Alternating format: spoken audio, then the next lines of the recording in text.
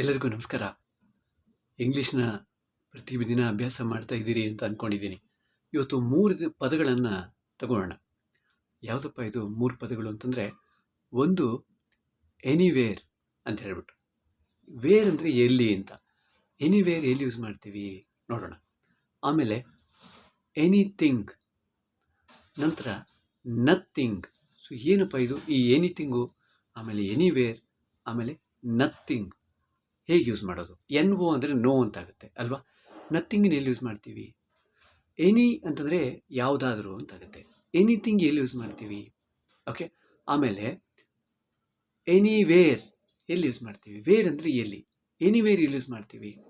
ಒಂದು ಸಂದರ್ಭವನ್ನು ತಗೊಳ್ಳೋಣ. ಒಬ್ಬ ಅಕ್ಕ ತಾನು ಬೆಂಗಳೂರಿನಲ್ಲಿದ್ದಾಳೆ. ಆಕೆಯ ತಮ್ಮ ಅವನು ಒಬ್ಬ ಹಳ್ಳಿಯಿಂದ ಬಂದಿದ್ದಾನೆ. ಪಾಪ ಅವನಿಗೆ ಬೆಂಗಳೂರಲ್ಲಿ ಇನ್ನೂ ಏನೂ ಗೊತ್ತಿಲ್ಲ. ಅವನು ಬಂದಿದ್ದಾನೆ, ಈಗ ಮನೆಯಲ್ಲಿದ್ದಾನೆ. ಅಕ್ಕ ಎಲ್ಲೋ ಆಫೀಸಿಗೆ ಹೋಗಿದ್ದಾರೆ. ಆಮೇಲೆ ಅಕ್ಕ ಈಗ ಒಂದು ಮನೇಲಿ ಒಂದು ಫೋನ್ ಇದೆ, ಅಕ್ಕ ಆಫೀಸ್ನಲ್ಲಿದ್ದಾರೆ. ಅವನು ಕಾಲ್ ಮಾಡ್ದ, ಅಕ್ಕ ಅಂತ ಹೇಳ್ಬಿಟ್ಟು. ಸೊ ಏನು ಅಂತ ಹೇಳಿದ್ರು. ಏನು ಒಂದು ಹೆಸರು ಕೊಡೋಣ, ರಮೇಶ ಅಂತ ಹೇಳ್ಬಿಟ್ಟು. ಏನು ರಮೇಶ ಅಂದರು. ವಾಟ್ ರಮೇಶ್ ಅಂತ. ಅವನು ಹೇಳ್ದ, I would like to go to temple ಅಂತ. ಏನದು? I would like to go to temple ಅಂದರೆ ನಾನು ದೇವಸ್ಥಾನಕ್ಕೆ ಹೋಗೋದಕ್ಕೆ ಇಚ್ಛೆ ಪಡ್ತೀನಿ ಅಂತ. ಅಕ್ಕ ಹೇಳಿದ್ರು, ಅವನು ನಿನ್ನೆ ಎಲ್ಲೋ ಹೋಗಿದ್ದ, ಅವನೆಲ್ಲೋ ಹೋಗಿ ತಪ್ಪಿಸ್ಕೊಂಬಿಟ್ಟು ಆಮೇಲೆ ಪಾಪ ಅವ್ರ ಅಕ್ಕ ಬಂದು ಮನೆ ಹತ್ರ ಎಲ್ಲ ಹುಡುಕಾಡಿ ಹೋಗಿ ಕರ್ಕೊಂಡು ಬಂದಿದ್ರು. ಅದಕ್ಕೆ ಅಕ್ಕ ಹೇಳ್ತಾರೆ, ಅಕ್ಕನಿಗೆ ಈಗ ಭಯ. ಅಕ್ಕ ಹೇಳಿದ್ರು, ಡೋಂಟ್ ಗೋ ಎನಿವೇರ್ ಅಂತ ಹೇಳ್ಬಿಟ್ಟು. ನೋಡಿ, ಎನಿವೇರ್ ಎಷ್ಟು ಚೆನ್ನಾಗಿ ಅರ್ಥ ಮಾಡ್ಕೋಬೋದು. ಅರ್ಥ ಏನು? ಎಲ್ಲೂ ಹೋಗಬೇಡ, ಡೋಂಟ್ ಗೋ ಎನಿವೇರ್. ಅದು Ramesh please don't go anywhere ಅಂತ ಹೇಳಿದ್ರು.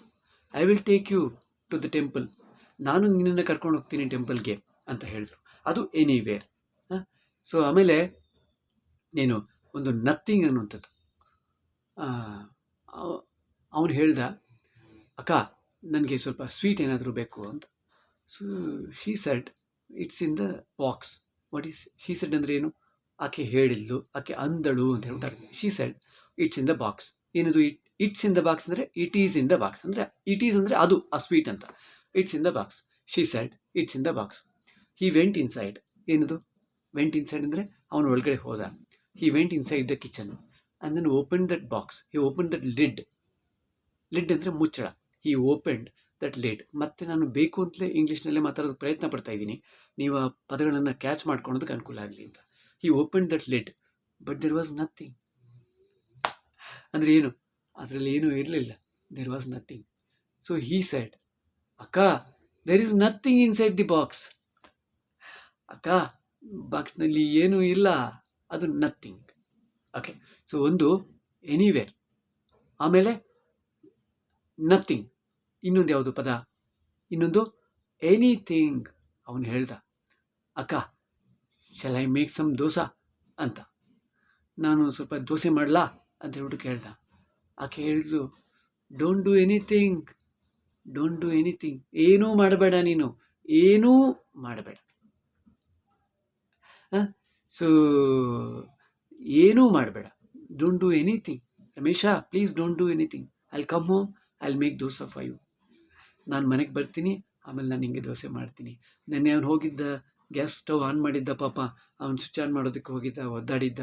ಅವನು ಅಲ್ಲಿ ಅದು ಸ್ವಿಚ್ ಆನ್ ಮಾಡೋಕ್ಕಾಗ್ದಿರ ಗ್ಯಾಸ್ ಎಲ್ಲ ಆಚೆ ಬಂದುಬಿಟ್ಟಿತ್ತು. ಸೊ ನೀವು ಅಷ್ಟೇ, ನಿಮ್ಮ ಗ್ಯಾಸ್ ಸ್ಟವ್ ಆನ್ ಮಾಡೋಕ್ಕೆ ಗೊತ್ತಿದ್ದರೆ ಮಾತ್ರ ಆನ್ ಮಾಡಿ, ಇಲ್ಲಾಂದ್ರೆ ಮಾಡೋಕ್ಕೆ ಹೋಗಬೇಡಿ, ಕಳೆದುಕೊಳ್ಳಿ ನೀಟಾಗಿ. ಗ್ಯಾಸ್ ಸ್ಟವ್ ಜೊತೆ ನಾವು ಆಟ ಆಡಬಾರ್ದು, ಹೌದಲ್ವಾ? ಸೊ ಎನಿಥಿಂಗ್ ಮತ್ತು ಎನಿವೇರ್ ಮತ್ತು ನಥಿಂಗ್, ಈ 3 ಪದಗಳನ್ನು ನಾವಿವತ್ತು ಇಲ್ಲಿ ಡಿಸ್ಕಸ್ ಮಾಡಿದ್ದೀವಿ. ಸೊ ನಿಮಗೆ ವಿಡಿಯೋ ಇಷ್ಟ ಆದರೆ ದಯವಿಟ್ಟು ಶೇರ್ ಮಾಡಿ, ನಿಮ್ಮ ಫ್ರೆಂಡ್ಸ್ಗೂ ಶೇರ್ ಮಾಡಿ. ನೀವು ಕೂಡ ಸಬ್ಸ್ಕ್ರೈಬ್ ಮಾಡ್ಕೊಳ್ಳಿ. ಪ್ರತಿದಿನ ಅಭ್ಯಾಸ ಮಾಡ್ತಾಯಿರಿ. ಸೊ ಪ್ರತಿದಿನದ ನಾವು ಅಭ್ಯಾಸ ಏನಿದೆ ಅದೇ ನಮಗೆ ದಾರಿ ಮಾಡಿಕೊಡುತ್ತೆ ಕಲಿಯೋದಕ್ಕೆ. ಸೊ ಪ್ರತಿದಿನ ಏನು ಅಭ್ಯಾಸ ಮಾಡ್ತಾಯಿದ್ದೀನಿ ಒಂದು ಕಡೆ ಬರೆದಿಡಿ. ಆವತ್ತು ಏನು ಅಭ್ಯಾಸ ಮಾಡಿದ್ರಿ, ಯಾವುದನ್ನು ನೋಡಿ ಏನು ಅಭ್ಯಾಸ ಮಾಡಿದ್ರಿ ಅಂತ ಹೇಳ್ಬಿಟ್ಟು ಒಂದು ಕಡೆ ಬರೆದಿಟ್ಕೊಳ್ಳಿ. ಅದು ನಿಮಗೆ ತುಂಬ ಸಹಾಯ ಆಗುತ್ತೆ ಭಾಷೆಯನ್ನು ಕಲಿಬೇಕಾದ್ರೆ. ಎಲ್ಲರಿಗೂ ನಮಸ್ಕಾರ. ನಮಸ್ತೆ ಟು ಆಲ್.